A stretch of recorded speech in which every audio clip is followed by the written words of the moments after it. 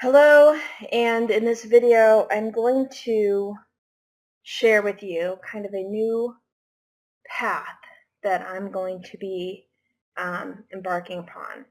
I have been kind of in this realm of synthesis, trying to take in all of the experiences that I've had to endure and the knowledge that I've accumulated in my life thus far. And in this synthesis, the goal is trying to determine how is it that I can best serve on this planet during this existence on this planet. And so that's what I'm going to share with you right now. So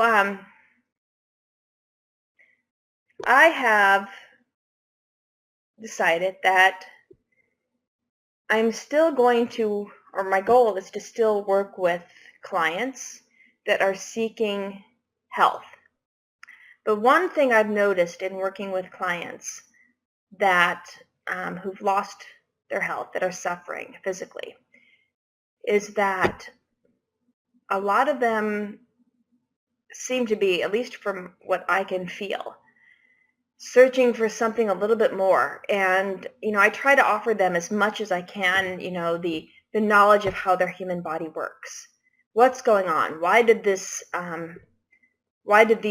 collective of symptoms, which, allopaths call a disease — I don't deal with diseases, nor do I diagnose anything. I am not a licensed doctor. I am a traditional naturopath, meaning that I only work with nature to help people find health. And so, in working with nature, and nature includes things like herbs and perhaps energy, like homeopathic and flower essences, those types of modalities, although I don't very often recommend those because I'm still learning about those. But herbs, diet, I would say diet is number one, and then, excuse me, I have the hiccups, and then herbs. So with that said, using nature to help people cleanse their body and then regenerate new healthy tissue. That's basically what my health counseling services are promoting. But I feel that something is missing.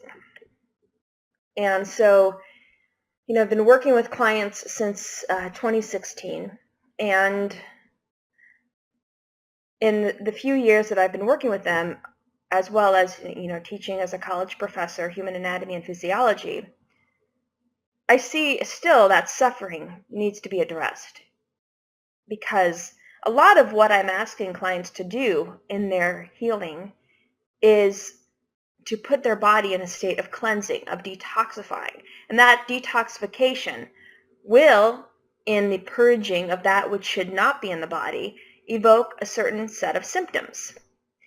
And so that's where a lot of clients kind of hit the wall, and they're like, oh, this is crazy, I can't do it anymore.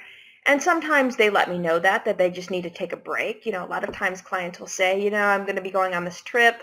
I really don't want to be detoxifying or going through any kind of, symptoms of expressing the release of these, congested agents in their tissues. And that's understandable. I mean, I get it, when you're on vacation, or if you've got a big event coming up, you don't want to be feeling miserable. You want to feel good. And that's, being happy, I think, is great. Feeling good is feeling great. But there has to be more to life to get to a point where we can transcend all of this. And so one of the things I have found that I have been very attracted to lately is existential philosophy, existential psychology. I have been really immersing myself into the works of existential philosophers, psychologists, and even literary geniuses like Nietzsche and Sartre and Kierkegaard and even Jung, who's a psychoanalyst. Who else? There's a lot of them that I'm not even — Dostoevsky, Solzhenitsyn. I'm not the Russian. The Russian people, I have a hard time saying their names, but they, listening. I was listening to, an audiobook. I think it's called The Underground Man by Dostoevsky, And, he's an existential writer, Russian. And how I came across all of these existentialist thinkers and, learning from their works is through Jordan Peterson, who you may or may not be familiar with. He is a psychologist, and he shares, he's what an amazing figure. He's putting all of his lectures, from like 2009, maybe even earlier. The earliest I think I saw was 2009, but in his lectures, he's teaching about these great thinkers. And in his lectures, I become interested in certain philosophers and psychologists that he is sharing with the world on YouTube. And then I start, listening to audiobooks to and from work, and really learning about these individuals. And so they've really have embraced me, and I was investigating other types of philosophers and psychologists, but I found that the existentialists were the ones that I seem to be more aligned with. So that's kind of where I'm going now. I'm learning more about existential psychology, and I'm even thinking of, pursuing education in that realm, because I really want to challenge myself. There's one thing about just learning something, and then there's another, as someone who's gone through lots of education, getting my master's degree in biochemistry, you really have to challenge yourself. And so I'm getting very interested in perhaps pursuing a doctorate, a PhD in existential psychology, just because I think it's going to help on many levels. But before I go into that, I want to share what existential psychology is. So existentialism, existential philosophy, which is also a type of psychology where, you can, I guess, talk to a psychotherapist that has a background in existential types of theories. It's basically, because, how do I express this? Existentialists really come from many different areas. They run the gamut of atheist to Christians and everywhere in between. So the whole, where they come together is this: they see that life is suffering. Suffering is endemic to the human experience. Viktor Frankl, who is I guess he was in one of the Nazi concentration camps, and I actually have his book, but I read it, and it's interesting because I remember Viktor Frankl, and I'm like, yeah, I've got that book. And I have his book in my bookshelf. I should reread it again. But one of his most famous works is Man's Search for Meaning, and he's an existentialist. And so the common theme with all of these different thinkers, whether they be literary, they have these amazing works. Dostoevsky, Crime and Punishment, the Underground Man, the brothers Karamazov, am I saying that right? He's got so many amazing books, and he experienced suffering because of communism, because of socialist mentalities, and socialism and communism particularly, is responsible in the 20th century for so many deaths. The 20th century Russian writers really know this suffering, and that's probably why so many great thinkers come from that time frame. But the common theme, again, before I digress too much, is that life is suffering. And having experienced personal trauma and suffering in my own life, really in a short period of time, beginning in 2015, 2014 even, I really went through a lot of traumatic events that resulted in a lot of suffering that at first I wanted to distract myself from and suppress. But, in being in a wonderful relationship with my current partner, when you have someone to support you, a lot of these emotions have come up, and he's been quite supportive in helping me deal with it. But I really want to understand it, because I think that suffering is there for a reason, and learning what these existentialists are saying about suffering, it's endemic to the human experience. And so how do I connect that with the work I'm doing with my health clients? that I work with. I feel like if I can offer a a space for them to share with me what they're experiencing, that subjective experience of what suffering is to them, and giving them a chance to talk about it, to relive it, to describe it, where it's happening in their body, how it's affecting their ability to interact with the world. All of that is so important as we heal, because healing's not just done on the physical level. In working with Dr. Morris, one of the things, I think I was working, it was Marcy, who is one of the beautiful counselors that work at Dr. Morris's office. She was really into kind of the spiritual to the emotional to the physical, and that's where disease is then expressed physically. That's when we go to the doctor and you tell them about your symptoms. But those set of symptoms, yes, there can be a physical causative agent for that symptom to express in the human body, but there was a potential for that expression that was there. Probably could be from a genetic origin. It could be because of a spiritual endeavor that perhaps in this lifetime you have to work out, and that's giving you an understanding of why are we here? Why are we here in this time and space, and why am I in this body and with these parents and in this century? There's this spiritual work we need to work out. And then, emotionally, how are you responding to all of your interactions in life? And if you don't deal with those emotions, if you can't work them through appropriately, you push them into the physical. And when you push them into the physical, they sit there and they fester. And then this is when, you take in some sort of inappropriate irritant into your body, whether that be something food-wise or smoking or, just a very stress-promoting work environment or relationships or whatever. That potential inside your physical form now is expressing in what we call disease, which I put quotes on because I don't deal with diseases. I deal with symptoms. I deal with helping people find health. So, life is suffering, and that's existentialism.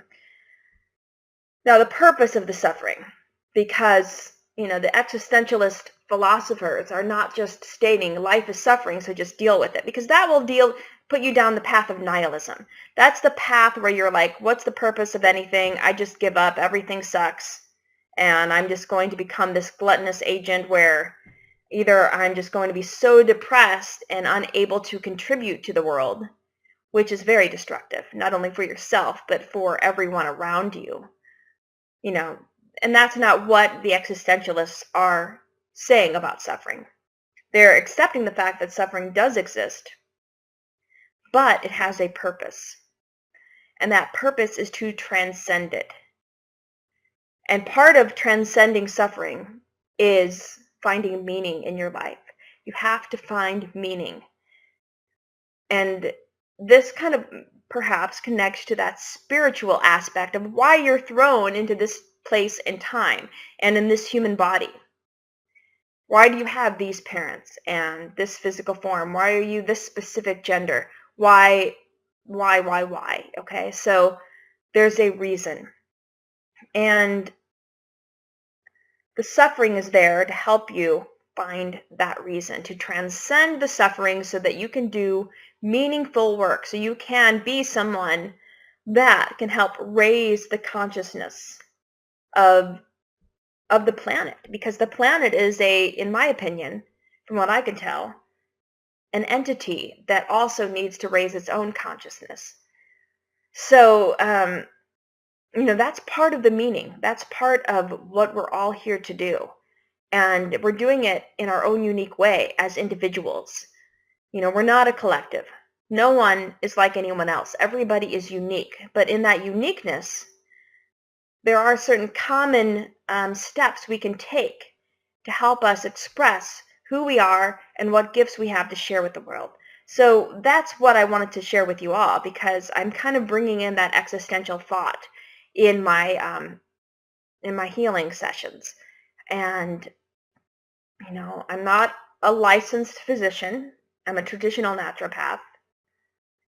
I'm not a licensed therapist by any means. I'm learning about existential philosophy and psychology. I find it fascinating. Um, you know, do we need labels? Do I need to label myself as anything? I just want to offer what I have learned, my own knowledge, and I want to help others find that meaning for themselves. So if you are suffering, if you are dealing with a disease and you think, you've been diagnosed with something, I'm first and foremost going to help you if you decide to work with me. I'm not going to tell you not to do anything. All I'm simply going to do is offer you adjuvants, offer you suggestions of what you can do, either as your standalone treatment or in association with whatever treatment modality you choose. Now, with that said, I think if you've watched any of my other YouTube videos, you know that I question certain allopathic treatments. That's, I think, okay to do, because everything should be questioned, because I think that humans going in for any treatment should know everything about it. You should know the dangers, the side effects, anything that you put into your body or anything that's exposed to your physical form. You should know the dangers of that. And in my opinion, I think there's more dangers to allopathic treatments, to pharmaceutical drugs, to those types of treatments that they have. I think the dangers outweigh the benefits, personally. With that said, do I think that everything in allopathy is nonsense and should be avoided? No. I don't say that at all. I've never said that, and I never will say that. But that's just where I'm coming from, and that's how I choose to heal myself, and, in helping my animals heal, which I've seen firsthand. I've seen my animals heal with nature. And this was when the traditional veterinarians basically said, "Oh, take your dog home to die." The one story I do share with people is that, my German Shepherd in 2010 became very ill, and I went through the conventional standard treatments with her. The vet said, they did surgery. They opened her up. They thought that she had this cancerous mass in her liver. They were going to remove it. And they opened her up, and they said her liver was mush. And they said, "Oh, well, we can't do anything about it. We can put her to sleep now, or you can take her home, and she won't live very long." And I was destroyed. This was my guardian angel, the love of my life, and I probably, coming from a psychological perspective, couldn't accept that, and I didn't accept that, and I took her home, and I found Dr. Larry Bernstein. He's a homeopathic veterinarian in Florida. He talked to me for hours on the phone, and he sent me a homeopathic remedy overnight. He's in Florida. I was in the Midwest, and I gave it to her, and the next day she's up and walking, and she's scratching to go outside. And she was 14 years old at this time, and she lived another year and a half after that event. And so, can we explain everything with how true healing works in any life? We can't. I think there's levels, there's energy. That's why I find homeopathy so fascinating, because it's dealing with energy. But I find the herbs, more than anything, I find diet and lifestyle so beautifully effective in helping people heal. But we're not just physical bodies. We are spiritual. We are emotional bodies. So I'm going to try to keep this video under 20 minutes. If you'd like any counseling services with me, and I apologize, I'm kind of just got out of the bath. I was taking a nice lavender foam bath and letting myself think of this, and then I wanted to share it with everybody. But if you'd like any counseling services with me, health counseling, my link is below. I offer also education, because I am a human anatomy and physiology professor. So if you want to learn about the human body, or if you're just an A&P student and you want tutoring, or you're a detoxification specialist or health specialist, and you want to be able to articulate certain physiological and anatomical things with your clients, please I can help you. So that information is below. Have a wonderful day, and I will talk to you all soon, and perhaps talk to you in a session. Bye.